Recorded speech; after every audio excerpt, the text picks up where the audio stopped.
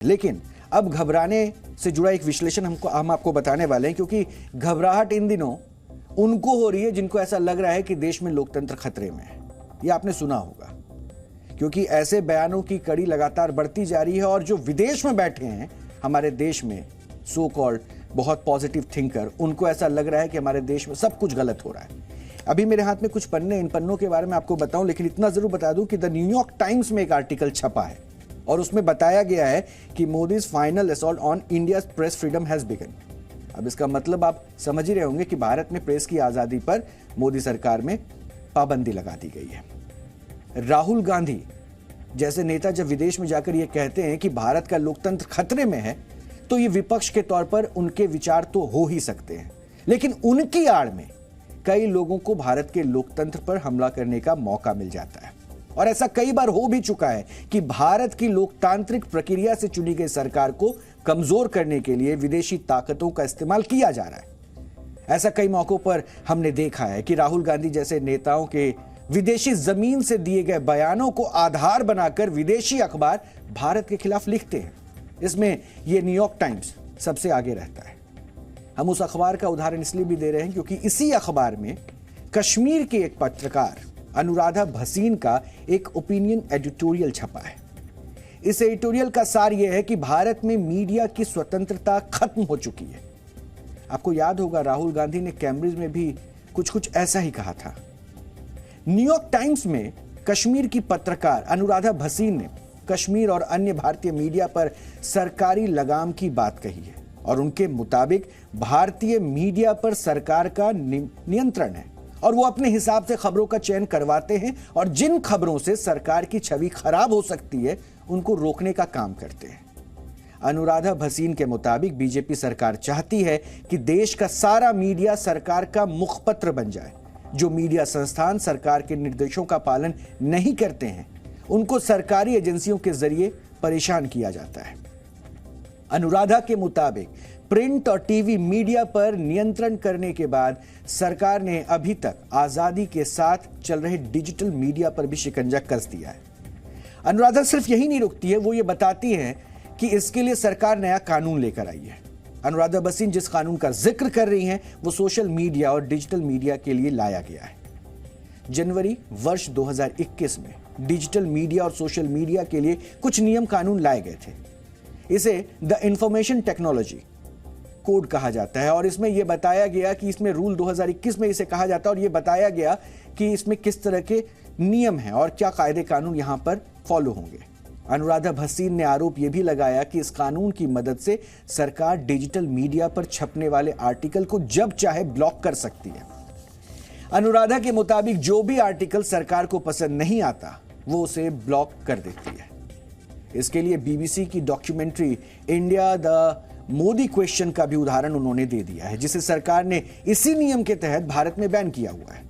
Digital media पर नियंत्रण के लिए बनाए गए इस कानून के तहत सूचना प्रौद्योगिकी मंत्रालय को अधिकार है कि वो आपातकालीन स्थिति में किसी भी आर्टिकल या वीडियो को ब्लॉक करने का आदेश दे सकती है और सरकार ये तब करती है जब ऐसे आर्टिकल या कंटेंट की वजह से देश की संप्रभुता, सुरक्षा या अन्य देशों के साथ संबंधों पर खतरा हो। ऐसा कई बार हो चुका है कि देश में फेक न्यूज या वीडियो वायरल होने से हालात बिगड़े हैं। इनमें सामाजिक ताने बाने पर खतरा पैदा होता है। ऐसे में सरकार ने इसी तरह की आपातकालीन स्थिति के लिए यह नियम बनाया है। ऐसा देखा गया है कि गलत सूचना फैलने की वजह से दंगों जैसे हालात बन जाते हैं। सोशल मीडिया के दौर में सेकंड्स में, बस कुछ क्षणों में इस तरह के वीडियोज या फेक न्यूज को रोकना होता है। इसलिए सरकार ने आपातकालीन स्थिति से जुड़ा यह नियम बनाया। अनुराधा भसीन ने सोशल मीडिया पर फेक न्यूज या वीडियो को फैलने से रोकने वाले इस नियम को मीडिया की स्वतंत्रता पर खतरा बता दिया। उन्हें भी यह मालूम है कि डिजिटल मीडिया पर फैलने वाले फेक न्यूज पर नियंत्रण जरूरी है और यह सिर्फ भारत ही नहीं, कई पश्चिमी देशों में भी इस तरह के नियम हैं। लेकिन अब यहां से बात शुरू होती है प्रोपेगेंडा की। अब यहां से बात शुरू होती है भारत की छवि खराब करने की। अब यहां से पूरी कहानी शुरू होती है कि किस तरह से भारत में इस लोकतांत्रिक व्यवस्था पर सवाल उठाया जाए और विदेशी मंचों से भारत की छवि को धूमिल किया जाए। अब देखिए, अभी तक यह कह दिया गया कि मोदी सरकार में डिजिटल प्लेटफॉर्म, सोशल मीडिया पर पाबंदी लाने के लिए कानून ले आया गया। लेकिन शायद मोहतरमा यह बताना भूल गई कि ऐसे नियम सिर्फ भारत में नहीं है। पिछले वर्ष नवंबर में सिंगापुर ने सोशल मीडिया पर फेक न्यूज या वीडियो को लेकर एक नियम बनाया था, और इसके तहत किसी संस्थान की ओर से लोगों को नुकसान पहुंचाने वाला कोई वीडियो या खबर फैलाई जाती है तो उसी संस्थान को 24 घंटे के अंदर उसे रोकना होता है। हम सिंगापुर की बात कर रहे हैं। अगर ऐसा नहीं हुआ तो सिंगापुर की सरकार उस संस्थान पर 10 लाख सिंगापुरी डॉलर यानी तकरीबन 6 करोड़ रुपए का जुर्माना लगाती है और सख्त कार्रवाई भी की जाती है। दोषी वेबसाइट को ब्लॉक करने की कार्रवाई भी की जाती है और सिंगापुर में इस नियम को ऑनलाइन सेफ्टी बिल कहा जाता है। तो क्या हो गया सिंगापुर में? वहां भी प्रेस की आजादी को दबाने की कोशिश की जा रही है क्या? लेकिन अब और देशों के बारे में आपको बताते हैं। फ्रांस में भी मई 2020 में ऐसा ही एक नियम लाया गया। इसके तहत नस्लीय भेदभाव, नफरत या हिंसा फैलाने वाले फेक न्यूज या वीडियो डालने वाली वेबसाइट को 24 घंटे के अंदर ही कंटेंट हटाना होता है। लेकिन अगर वो कंटेंट आतंकवाद से जुड़ा हुआ होता है तो 1 घंटे के अंदर उसे हटाना होता है, और ऐसा ना होने पर करीब 11 करोड़ रुपए का जुर्माना और सख्त कार्रवाई की जाती है। तीसरे देश के बारे में भी जान लीजिए। जर्मनी में भी नेटवर्क इन्फोर्समेंट एक्ट के तहत 24 घंटे के अंदर हिंसा या नफरत फैलाने वाले फेक न्यूज या वीडियोज हटाने होते हैं, और संस्थान अगर नियम का पालन नहीं करता तो 490 करोड़ रुपए तक का जुर्माना और सख्त कानूनी कार्रवाई की जा सकती है। यही नहीं, जिस अमेरिकन अखबार द न्यूयॉर्क टाइम्स में यह सारी बातें लिखी गई है कि भारत में प्रेस की फ्रीडम को नष्ट किया जा रहा है, डिजिटल सोशल मीडिया को भी सरकार अपने नियंत्रण में रखना चाहती है, उसी अमेरिका में और यूके में भी सोशल मीडिया पर नफरत या हिंसा से जुड़े फेक न्यूज या वीडियो को रोकने के लिए नियम की जरूरत महसूस होने लगी है, और दोनों देश इस ओर कदम भी बढ़ा चुके हैं। वैसे अनुराधा भसीन ने न्यूयॉर्क टाइम्स में अपना जो ओपिनियन एडिटोरियल लिखा है, क्योंकि यहां पे लिखा हुआ भी है गेस्ट ऐसे, अब इसमें जो उन्होंने एडिटोरियल ओपिनियन लिखा है उसमें पहले शब्द से लेकर आखिरी शब्द तक मोदी सरकार का विरोध नजर आया है।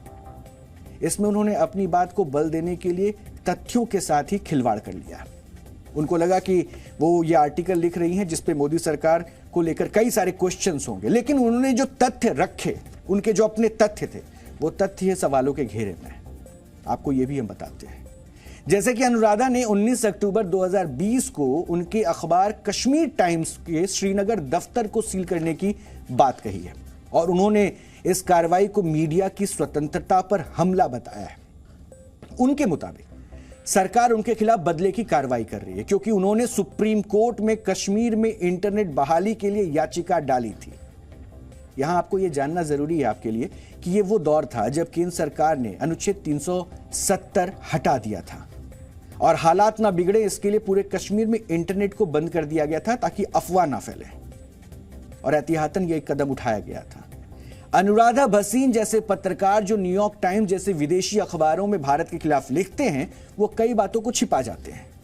उन्होंने भी इस घटना को लेकर अपने पाठकों को बहुत कम जानकारी दी। हम आपको पूरी जानकारी दे देते हैं। अनुराधा भसीन ने यह आरोप लगाया कि उनके ऑफिस को सील कर दिया गया था क्योंकि वो सरकार के खिलाफ आर्टिकल लिख रही थी, लेकिन यह पूरी तरह से गलत है।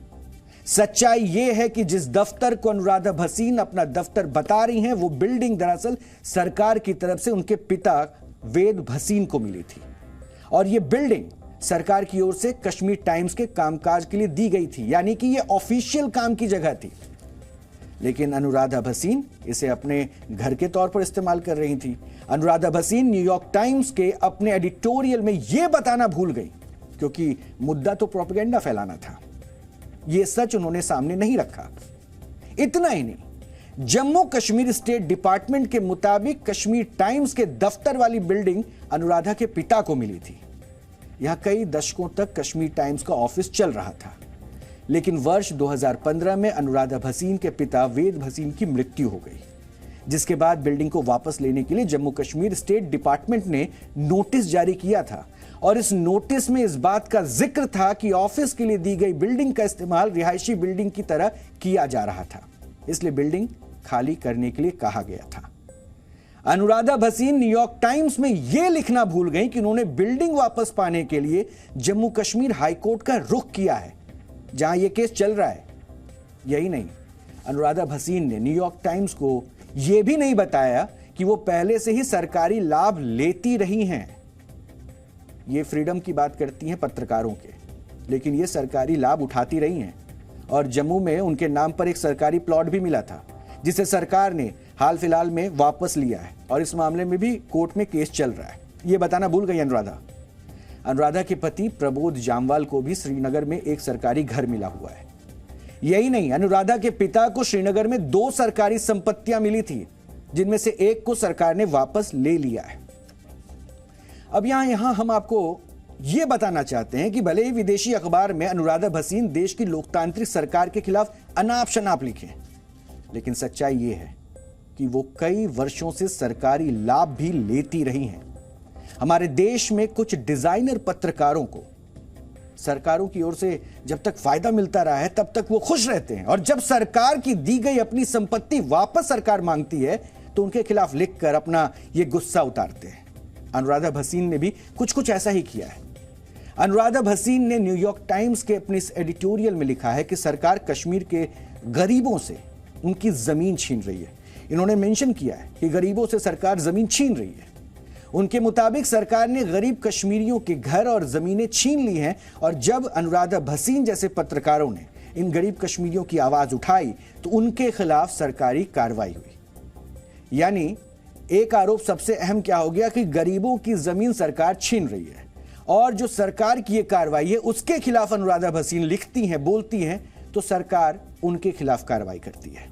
ये बातें न्यूयॉर्क टाइम्स में लिखा गया। लेकिन अनुराधा भसीन की इस जाबाज पत्रकारिता की सच्चाई अब हम आपको बताते हैं। एक डेटा यह बताता है, एक डेटा के मुताबिक कश्मीर में करीब 1 लाख हेक्टेयर सरकारी जमीन पर अवैध कब्जा है। फिर से हम कह रहे हैं, 1 लाख हेक्टेयर सरकारी जमीन पर अवैध कब्जा है, अवैध रूप से। इसकी मार्केट वैल्यू 1000 करोड़ से ऊपर है, और अभी तक केवल श्रीनगर में ही सरकार ने करीब 509 करोड़ रुपए की सरकारी जमीनों से अवैध कब्जा हटवाया है।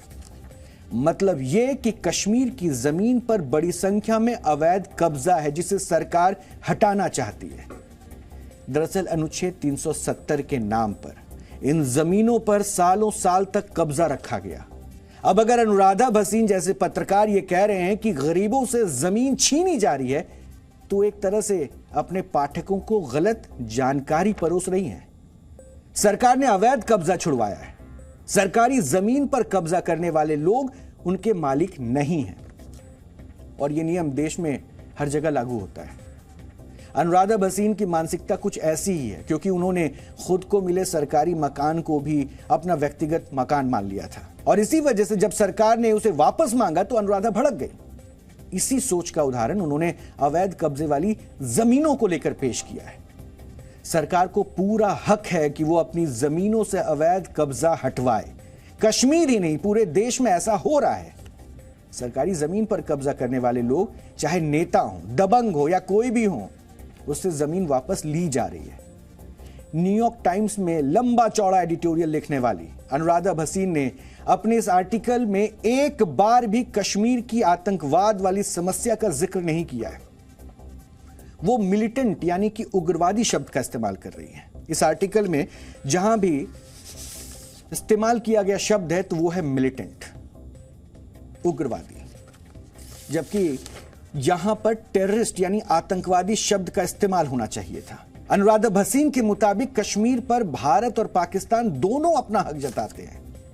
वो ये नहीं मान रही हैं कि कश्मीर भारत का हिस्सा है। इस तरह के विचार ही भारत की लोकतांत्रिक व्यवस्था को खोखला करने की साजिश है, और विदेशी मंचों पर चाहे देश के विपक्षी नेता या फिर कोई तथाकथित पत्रकार इस तरह की बातें कहता है या लिखता है तो उससे देश की छवि खराब होती है। हालांकि इस तरह के लोगों का मकसद भी यही होता है, देश की छवि खराब करना। विदेशी अखबारों में भारत के खिलाफ लिखना एक फैशन है। ऐसे पत्रकार को बड़ा और मुक्त विचारों वाला पत्रकार माना जाता है। विदेशी अखबार, खासतौर से न्यूयॉर्क टाइम्स में अक्सर ऐसे मुक्त विचारों वाले पत्रकार भारत के खिलाफ लिखते हैं। न्यूयॉर्क टाइम्स में भी भारत के खिलाफ लिखे जा रहे ऐसे एडिटोरियल्स को तरजीह दी जाती है जो भारत के खिलाफ लिखते हैं वैसे आर्टिकल्स को न्यूयॉर्क टाइम्स बड़ी प्रमुखता से दिखाता है, छापता है। यही बात देश के सूचना प्रसारण मंत्री अनुराग ठाकुर ने अपने एक ट्वीट के जरिए भी कही। इस ट्वीट में अनुराग ठाकुर ने कहा कि न्यूयॉर्क टाइम्स ने काफी पहले ही भारत के विषय में कुछ छापने के लिए तटस्थ रहना छोड़ दिया है। उनके मुताबिक न्यूयॉर्क टाइम्स में कश्मीर में मीडिया की आजादी को लेकर छापा गया तथाकथित वैचारिक संपादकीय भ्रामक है और इसका मकसद भारत के खिलाफ प्रोपेगेंडा चलाना है।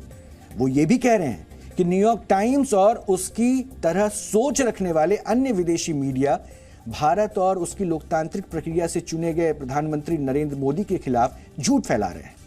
उनका कहना है कि कुछ विदेशी मीडिया भारत और प्रधानमंत्री नरेंद्र मोदी के खिलाफ झूठ फैलाकर अपनी कुंठा निकाल रहे हैं। सरकार अपनी ओर से कुछ भी कहे, लेकिन विपक्ष न्यूयॉर्क टाइम्स के इस आर्टिकल को लेकर सरकार को घेर रही है। और अब हम आपको विपक्ष की प्रतिक्रिया सुनाते हैं ताकि आपको एहसास हो जाएगा कि विपक्ष एक ऐसी जमीन की तलाश में है जहां से वो सरकार विरोधी अपनी सोच को जितना हो सके प्रचारित कर सके। और ऐसे में सहयोग मिलता है न्यूयॉर्क टाइम्स में छपे इस भ्रामक आर्टिकल से। और इसलिए इस आर्टिकल की सच्चाई तो आपने जानी ही, लेकिन साथ ही साथ मैं आपको यह भी बता दूं कि ये किताब है, ये किताब है। इस किताब का नाम है अ डिसमेंटल्ड स्टेट और इनकी लेखिका पता है आपको कौन है? यही अनुराधा भसीन। और 370 जब हटाया गया कश्मीर से, उसके बाद इन्होंने 370 को लेकर ये सारे विचार सामने में रखे हैं और इसमें यह बताने की कोशिश भी की गई कि उसके लीगल वैल्यूज क्या थे और किस आधार पर कश्मीर भारत में मिला था। और उस वक्त से इनकी नाराजगी इन किताबों के जरिए दिखती है और शायद ये एक मंच ऐसा तैयार होता गया जहां पे न्यूयॉर्क टाइम्स ऐसे पत्रकारों को तो सलाम करता ही है, प्लेटफॉर्म देता ही है और उस प्लेटफॉर्म में अनुराधा भसीन भी मौजूद है। अब आपको हम दिखाते हैं कि ऐसे आर्टिकल्स के बाद विपक्ष को किस तरह से मौका मिल गया है और विपक्ष की प्रतिक्रिया क्या है, ये अब सुनिए। न्यूयॉर्क टाइम्स ने जो दिखाया है उसको लेकर के जवाब दें। ये तो मीडिया फ्रीडम है प्रेस का, तो अब यहाँ का तो प्रेस है नहीं कि जो चाहे वो बुलवाएं। तो जम्मू एंड कश्मीर में क्या पूरे देश में या तो मीडिया को दबा लिया है या मीडिया सरेंडर कर दिया है, तो रियलिटी बाहर कहाँ आने पा रही है। अब डंका नहीं बज रहा है मोदी जी का।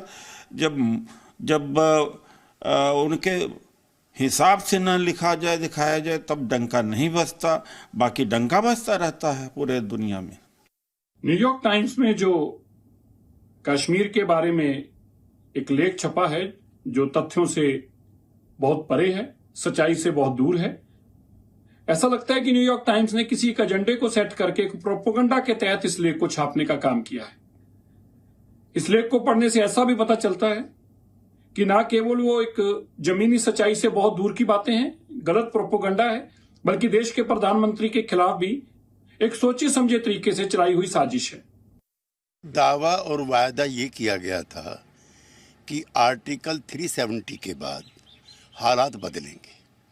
मुझे अफसोस है, ना तो आतंकी गतिविधियों में कमी आई है और ना कश्मीरी पंडितों के पलायन में और उनकी हत्याओं में। और जो पाकिस्तान समर्थक या समर्थित उनके द्वारा फंडेड जो आतंकवाद है वो खूब फल फूल रहा है और उसको लेकर के वेस्टर्न मीडिया क्या कहता है उससे हमें सरोकार नहीं। प्रेस की स्वतंत्रता को लेकर के अब नहीं, कई दशकों से सवाल उठते हैं कि सरकारी पक्ष के दबाव में मीडिया रहता है, लिहाजा हम भी ऐसा महसूस करते हैं। न्यूयॉर्क टाइम्स का मुख्य काम है भारत को बदनाम करना, और खासकर जब से नरेंद्र मोदी जी की सरकार आई है तो न्यूयॉर्क टाइम्स को और चिलचिली मच गई है। कश्मीर के बारे में जो बोल रहे हैं न्यूयॉर्क टाइम्स वाले, लगता है आज तक कश्मीर देखा नहीं उन्होंने। 370 हटा नहीं, न्यूयॉर्क टाइम्स को पेट में दर्द हो गया। न्यूयॉर्क टाइम्स की तरफ से भारत के खिलाफ एक बार फिर से गलत प्रोपेगेंडा किया गया है कि कश्मीर में प्रेस को आजादी नहीं है, लोगों को बोलने की आजादी नहीं है। इस प्रकार के अटेम्प्ट्स पहले भी होती रही है। आज जिस प्रकार से कश्मीर में सही इंफॉर्मेशन लोगों को मिलती है, तो मुझे लगता है कि ये एक एजेंडा रहता है भारत के खिलाफ प्रचार करने का। जहां तक न्यूयॉर्क टाइम्स का प्रचार है वो असहनीय है और देश विरोधी है, इस पर संज्ञान लिया जाएगा। भारत के प्रेस फ्रीडम इंडेक्स दिन ब दिन नीचे गिरता क्यों जा रहा है, इसका आत्मपरीक्षण आपको पहले करना पड़ेगा। 142 था पिछले साल, अभी हो गया 150-180 में से। तो क्या ये देश की दुनिया की सबसे बड़ी डेमोक्रेसी, सबसे बड़े लोकतंत्र को शोभा देने वाली बात है? G20 के माध्यम से आज दुनिया के समूचे नेता भारत में आ रहे हैं और इसका कैप्शन हमने दिया है मदर ऑफ डेमोक्रेसी। और बाहर से अगर इस तरह की टीका टिप्पणियां होती है तो जवाबदेही तो बनती है। एक काम कीजिए ना, G20 के सारे लोग योगायोग से यहां है ही, ले जाइए सबको जम्मू कश्मीर, और जिस तरह के कार्यक्रम हम यहां कर रहे हैं शेष भारत में, उस तरह के कार्यक्रम जम्मू कश्मीर में भी करवा दीजिए। दूध का दूध, पानी का पानी हो जाएगा। यानी न्यूयॉर्क टाइम्स जो कर रहा है वो कोई नई बात नहीं, और वो एक ऐसा मंच तैयार करना चाहता है जो भारत के खिलाफ या हमारे देश की लोकतांत्रिक व्यवस्था के खिलाफ खुलकर लिखना जानते हो, जो देश की छवि खराब करने में अंतर्राष्ट्रीय स्तर पर ये भूल जाएं कि उनके लिए पहले उनका राष्ट्र प्रथम होना चाहिए। ऐसे लोगों के लिए वो हमेशा एक प्लेटफॉर्म रहा है, एक जरिया रहा है, क्योंकि न्यूयॉर्क टाइम्स की ये कुंठा पुरानी है। ऐसा उदाहरण भी आज मैं आपको बताने वाला हूं, जब न्यूयॉर्क टाइम्स ने उन पत्रकारों के लेख छापे हैं जिनसे भारत की छवि खराब होती है। अनुच्छेद 370 हटाए जाने के बाद कश्मीर के मसले पर न्यूयॉर्क टाइम्स में एक विज्ञापन छापा गया था। ये विज्ञापन की कॉपी है जो मैं अभी आपको दिखा रहा हूं। ये विज्ञापन की कॉपी है और न्यूयॉर्क टाइम्स में खास प्रोपेगेंडा के तहत एक संस्था अंतर्राष्ट्रीय मानवीय फाउंडेशन ने यह विज्ञापन दिया था और यह पूरी तरह से भ्रामक और भारत के खिलाफ था। इस विज्ञापन के जरिए अंतर्राष्ट्रीय मंच पर यह झूठ फैलाने की कोशिश की जा रही थी और कश्मीर में भारत सरकार और सेना अत्याचार कर रही, यह जताने की कोशिश थी इस विज्ञापन में। इसमें इंटरनेट बंद किए जाने का जिक्र किया गया था। इसमें कहीं भी आतंकवाद या आतंकी वारदात का जिक्र नहीं था। ना ही यह बताया गया कि कश्मीर की अशांति की वजह पाकिस्तान है। न्यूयॉर्क टाइम्स ने इस झूठ को परोसने वाले विज्ञापन को छापा और वजह साफ थी। विज्ञापन का पैसा और भारत विरोधी एजेंडा, दोनों ही मकसद इससे पूरे हो रहे थे। देखा जाए तो न्यूयॉर्क टाइम्स वैचारिक रूप से ही भारत के खिलाफ है। आपको याद होगा वर्ष 2014 में इसरो ने सबसे कम खर्च में तैयार हुए मंगलयान को मंगल ग्रह की कक्षा तक पहुंचा दिया था। इस कामयाबी की चर्चा पूरी दुनिया में हुई थी। दरअसल इस मंगलयान मिशन का खर्च हॉलीवुड फिल्म ग्रेविटी और इंटरस्टेलर के खर्च से भी कम थी और इसी कामयाबी ने इसरो को नासा के बराबर लाकर खड़ा कर दिया था। वजह यह थी कि इतने कम खर्च में वो भी अपनी मंगल मिशन पूरा नहीं कर पाया था। इसरो की कामयाबी इसलिए भी बड़ी थी क्योंकि भारत ने पहली बार में ही मंगल तक अपने सैटेलाइट भेज दी थी। इसको लेकर न्यूयॉर्क टाइम्स ने एक कार्टून छापा। ये वो कार्टून है। इस कार्टून के जरिए भारत और इसरो का मजाक उड़ाया गया था। ये वो कार्टून है। इसमें एलीट स्पेस क्लब वाले दो व्यक्ति अखबार के साथ दिखाई देते हैं। उनके दरवाजे पर भारतीय परिधान धोती और कुर्ते में एक व्यक्ति खड़ा है जो एक हाथ में बैल की रस्सी पकड़े हुए है और उसके कपड़े पर इंडिया लिखा हुआ है। वो दरवाजा खटखटा रहा है और इस कार्टून से न्यूयॉर्क टाइम्स की भारतीयों के प्रति सोच का पता चलता है। इससे पता चलता है कि न्यूयॉर्क टाइम्स भारत और भारतीयों से कितना चिढ़ता है। इससे यह भी पता चलता है कि भारत के खिलाफ प्रोपेगेंडा पत्रकारिता करना उसकी पॉलिसी का हिस्सा है। यह हम आपको यह भी बताना जरूरी समझते हैं कि इस कार्टून के छपने के बाद बड़ी संख्या में लोगों ने न्यूयॉर्क टाइम्स का विरोध किया था, जिसके बाद यह न्यूयॉर्क टाइम्स कार्टून छपने को लेकर माफी भी मांग चुका था। यही नहीं, न्यूयॉर्क टाइम्स ने वर्ष 2021 में दक्षिण एशिया के लिए पत्रकारों की एक वैकेंसी निकाली थी। ये वो वैकेंसी यानी जॉब वैकेंसी, अगर आप पत्रकार बनना चाहते हैं न्यूयॉर्क टाइम्स की, उसके लिए वैकेंसी निकाली गई थी। इस वैकेंसी की शर्तें ऐसी थी जिससे भारत विरोधी और एंटी मोदी मानसिकता की झलक नजर आती। यहां सीधा सीधा कोट किया गया, मिस्टर मोदी, उनका नाम लेकर यह कहा गया। वैकेंसी में जो जानकारी लिखी है वो मैं आपको समझा रहा हूं। इसमें कहा गया है कि भारत के प्रधानमंत्री नरेंद्र मोदी हिंदुओं के लिए उग्र राष्ट्रवाद का हितैषी है। भारत के मूल विचार विविधता में भी एकता का था, लेकिन नरेंद्र मोदी का विजन इससे अलग है। इस प्रचार में यह भी लिखा गया है कि उन्हें एक ऐसा पत्रकार चाहिए जो भारत के पुराने विचारों और नरेंद्र मोदी के विचारों को, विरोधाभास को उस दुनिया के सामने ला सके। न्यूयॉर्क टाइम्स ने लच्छेदार शब्दों में यह कहने की कोशिश की कि उन्हें एक ऐसा पत्रकार चाहिए जो प्रधानमंत्री नरेंद्र मोदी के खिलाफ जानकारियां इकट्ठा कर सके, यानी एजेंडा चलाने में न्यूयॉर्क टाइम्स की मदद कर सके। और इसलिए आज जब यह आर्टिकल छापा गया तो उसके बाद यहां पर लगातार लोगों ने सवाल उठाया, क्योंकि विदेशी सरजमी का इस्तेमाल आज की तारीख में भारतीय लोकतंत्र को लगातार खतरे में दिखाने के लिए किया जा रहा है और कुछ नेताओं की जुबान कुछ तथाकथित पत्रकारों के जरिए इन अखबारों में छप जाते हैं। जी न्यूज़।